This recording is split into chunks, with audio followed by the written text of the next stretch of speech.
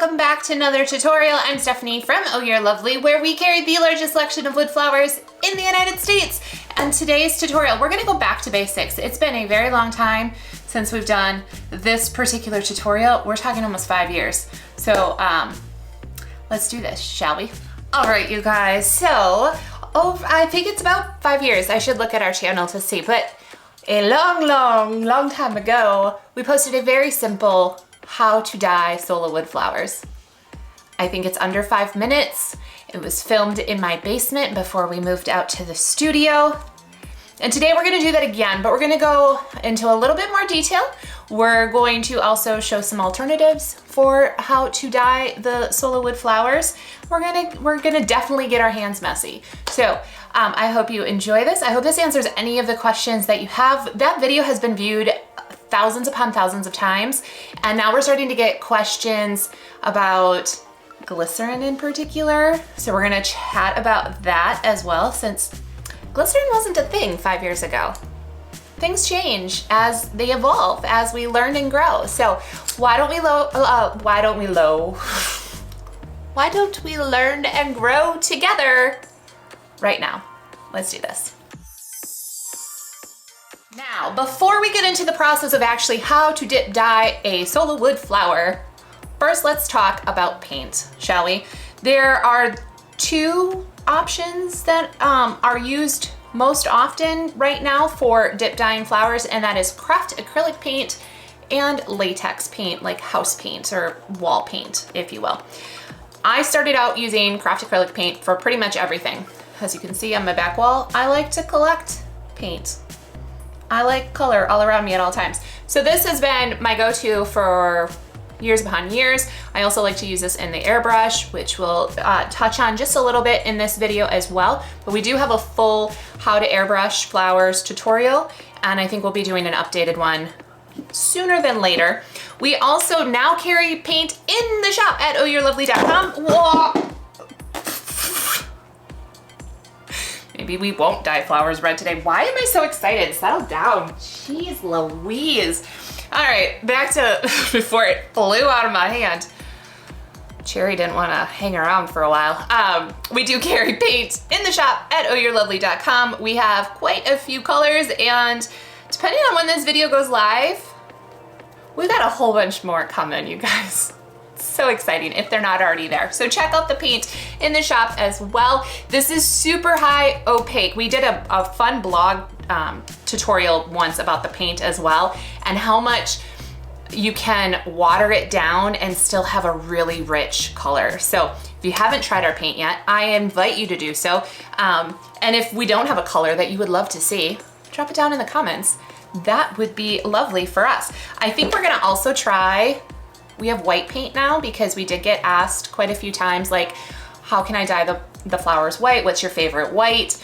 We're gonna try our White Rabbit paint and see how well it does for a bright white color. I normally don't dye the flowers white because they come in that really kind of creamy white color, so I haven't ever before, but we will today.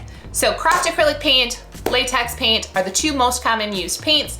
You can also use watercolor. You can use inks. You can use, let's see, what have I played with before? I've used food coloring, in particular in my airbrush, food coloring that's used for cookie decorating a lot of the time. I've used that before. You can use things that aren't like a liquid base. I've used holy powder before. You can use mica powder. We've done it with makeup before. Trying to think of anything else that I've tried. I've tried pretty much everything. And in watercolor, I've done liquid watercolor, I've done pan watercolor. The only thing I really haven't done is oil-based paint. I wouldn't try that, I don't think. So yeah, pretty much most art mediums can be used on the flowers to dye them for whatever color, or to add dimension, or to add details. So keep that all in mind if you're new to this journey of playing with the wood flowers. Your whole art supply store is your oyster. Why not? All right, so that's all of the different types of material you can use. So let's bring the camera down. We're gonna dip dye a couple flowers. We'll chat about glycerin. I'll show you how easy it is to dip dye the flowers. And then we'll talk about some finishing details and other things that you can do with the flowers and making them a little bit more realistic, if you will. The flowers that we're gonna dye today, we've got the mature dahlia, artichoke or artie as I like to call them. We have penny, Lafleur, buttercup, and Miss Ivy. So I have a little bit of a combination of bark flowers as well as the cream flowers so that you can see how they look a little bit different once they dip dye, especially the bark ones give this really fun two-toned effect.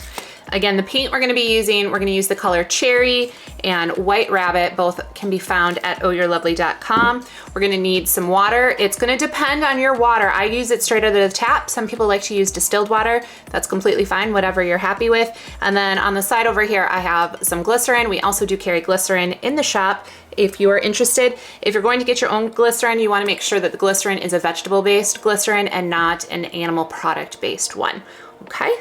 That's all of the little caveats, I believe. So let's do this. This is how I like to do it. Everybody has their own way. I measure with my heart, but I will tell you, I've found that a 1-to-1 ratio of paint to water is the most ideal. But with that, we're also gonna add glycerin. Glycerin, I found 1 part glycerin to 8 parts the water paint combination. And what I like to do is add my paint in there, then I add a dab of glycerin, mix that all up.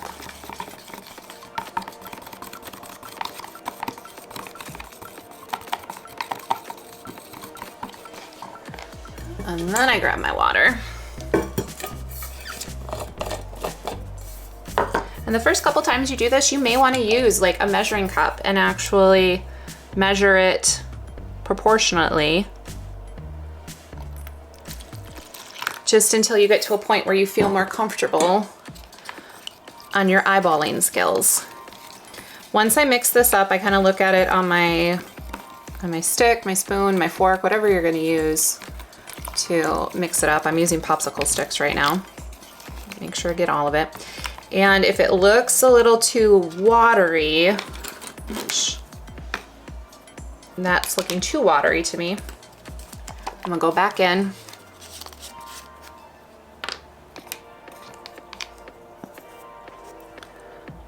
And I'm gonna add a little bit more paint.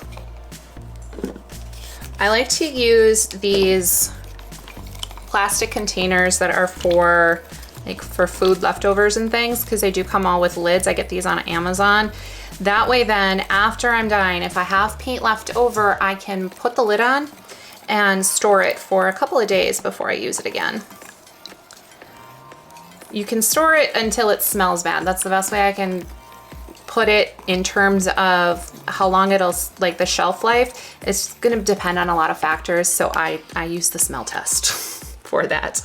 All right, let's dip one of these and see how it is. I'm gonna go grab though a couple small flowers as testers first. I love using our minis or munchkins as testers, not only because they're cute and small and just adorable. Oh yeah, that's good. But then you just have some extras in there.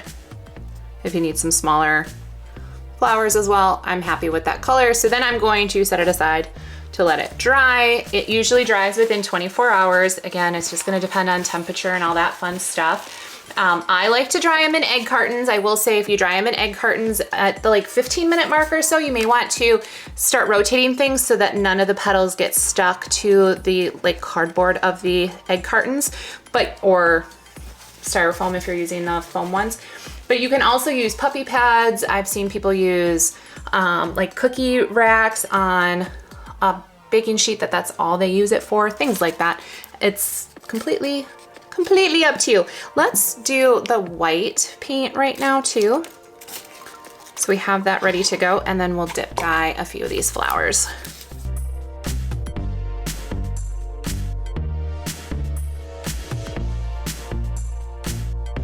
we started experimenting with different mediums and different types of paint to try to find that secret sauce, if you will, to have it so that they didn't by accident become brittle.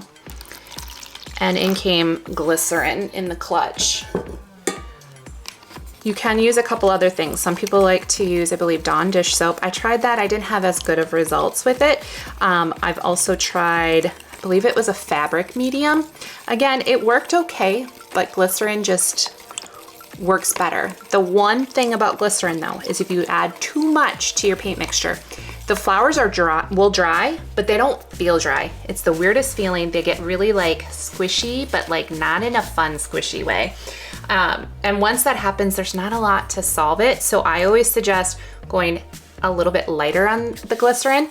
And then if you use the glycerin and it didn't soften the flowers enough once they were fully dry, you can go in with the glycerin in a water bottle, like in a spray bottle, and do a 50-50 mix. Not even 50-50. Probably that 1:8 ratio again, or maybe 1:4. Adding a little bit of glycerin into that and then spraying the flowers down once they're dry. Okay, so I think this white's gonna do really, really well if you're looking to brighten up the natural, but like, I definitely can see it, but I'm a work smarter, not harder kind of person.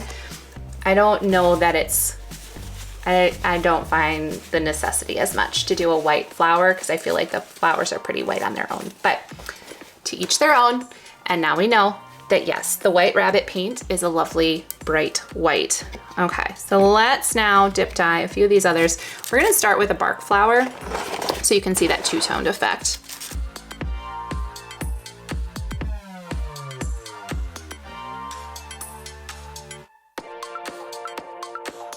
So once this dries, the paint kind of gets repelled off of the wood.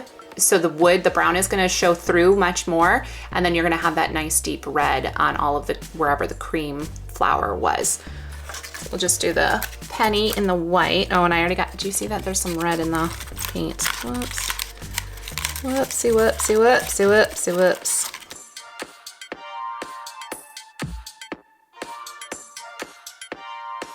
Here is that penny. Again, this wood is gonna repel the paint in just a little bit once it's fully dry. This one's gonna be fun to see how it dries. So we'll have to check that out in a little bit.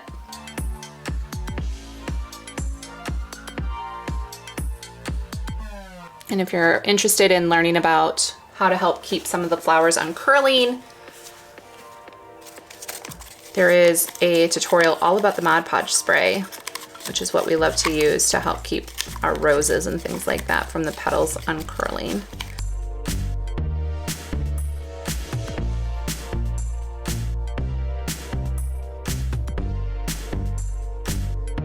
See what I meant about the repelling? Now you're starting to see more of that wood bark part happening. Same already with the penny. I'm starting to see more of that wood start to shine through. And for the last one, let's do a two-toned, so we can kind of talk about some of the other details that you can do when it comes to the wood flowers. I'm gonna get a paintbrush handy. And we're gonna start with the white and the buttercup.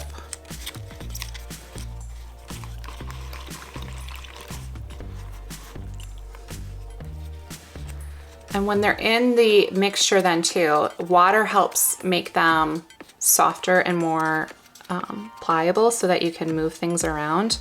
So now that that's done, you can already see I've already added a little bit of small amount of paint by accident on there. So we're just gonna go in on the edges.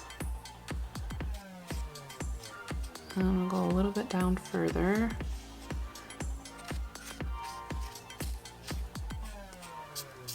And this is where I start to like mad science stuff, and when I get asked like, what colors did you use? I can tell you with complete certainty, I have no idea because I started mixing and matching things and things started blending into things. Because now what we're gonna do is, as pretty as that is, and I really love some of the, you see that bleeding that's happening? I love when that happens. I'm gonna put it back in this paint. And then I've started to change my paint color, but now, look, oh, jeez. Jeez Louise. Cannot. I'm gonna go back in again.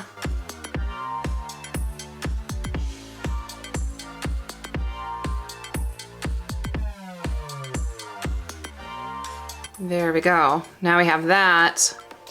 Now, if you didn't want it to blend as much, you can wait until once the flower is completely dry with the first color, and then go in with the second color. You can dilute it then with some water. This is the time to play, like just playing and trying out different techniques to see what happens and what you like. That's why I always like to suggest getting one of our, say, our mystery sets and just playing with the flowers to see what creations you can create, less of like the actual style of flower, just playing. It's fun to just play. Okay, I had a white splatter on that one. So there are all of our flowers dip dyed. We're gonna let those dry. I'll show you how they look completely dry in about 24 hours. And in the meantime, I'm gonna grab some already pre-dip dyed flowers and we're gonna do some other detail work on those. Okay, so we are letting our other flowers dry. I want to show you real quick, this is not gonna be a full tutorial on how to airbrush, but I do wanna show you how much fun airbrushing can be when you've already dip dyed the base color and then want to add a little bit of detail. So I have I just got this airbrush gun. It was suggested by Maggie, my business partner. She's in North Carolina, and that's where all of the dyed flowers that we offer, we dye them in-house in our warehouse in North Carolina. And this is the particular airbrush that they've been using. Now it is a little bit on the pricier side. It's an upgrade from some of the Mastermind airbrushes, which I've been using for years, but I just wanted to kind of up level a little bit. And this is Grex, I think is the name of the company, Grex. I will say, if you're going to invest in an airbrush, take care of your tools. These are not inexpensive by any means. You want to clean them and take care of them so you have the longevity of them. So what we're going to do is I'm going to add in my paint. Now I'm going to use craft acrylic paint mixed with an airbrush medium so that I still have the right opacity, the really rich color. I don't like to water it down. Instead, I like to use the airbrush medium because that's going to create the best color change. I do not use latex paint in my airbrush. It's a personal preference. You can try, but because of, especially right now with the cost of this one, I don't want anything going through it that could possibly like kind of gunk up in there. It's a really, really thin, tiny needle that the paint has to get through, and latex particles in the paint, it's just too thick, no matter how much you water it down. Also, no glycerin. Don't do it. If you do it, it's at your own risk and most likely will ruin your airbrush. You can do a misting of the misting of the glycerin and water afterwards if you want, but again, we're gonna be using already pre-dyed wood flowers. So at that time, when you're dip dyeing them, probably have already added that glycerin. So this little extra dusting of color isn't going to affect the softness and pliability of the flowers. It's not gonna make them brittle. And with airbrushing, I found that I hardly ever have to add glycerin after the fact if I'm airbrushing a flower completely as is. Hopefully that all made sense. So I'm gonna get this all set up, ready to go, and we will show you the finishing details that you can do with an airbrush and an already dip dyed flower. All right, so I have two different flowers right here that are these lighter pink kind of colors. I'm going in with a pretty bright magenta. I want some two-toned effects. I think for this one, I'm gonna focus in the center, making that hot pink. And on this one, I'm going to focus on the outer petals, making them a little bit pinker. And it's just gonna depend on where your airbrush to where your flower. Also, do as I say, not as I do. Cover, like have some, if you're gonna airbrush, probably it's good to have a mask and also have some sort of spray tent or box or something to catch the extra spray. I'm not going to right now. And I even have an airbrush booth that my dad built into this studio, but I have it covered with other things. So I'm not gonna touch it today, but this I am like kind of obsessed with, and I have a feeling we're gonna clean up that airbrush booth area because your girl's gonna be airbrushing flowers all the time. I can feel it. How quick is that? Instead of dip dyeing or painting in the center. All right, here we go. And now Sophia has a little extra something. I am gonna go on the underbelly. Kinda. Look at how pretty she is.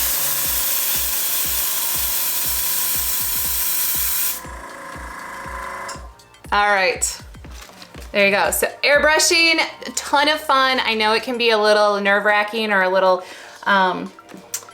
intimidating. It doesn't have to be though. It really doesn't have to be, and it really can bump up the natural look of the flowers if that is what you're going for. All right, so I wanted to show you real quick how a very simple just painting after the flower is dried, putting in another color up on the top of it. And here are a whole bunch of the flowers that we worked on, or that I worked on off camera with the airbrush, and then just dip dyeing and all that fun. I am going to dip dye a few more white flowers as well.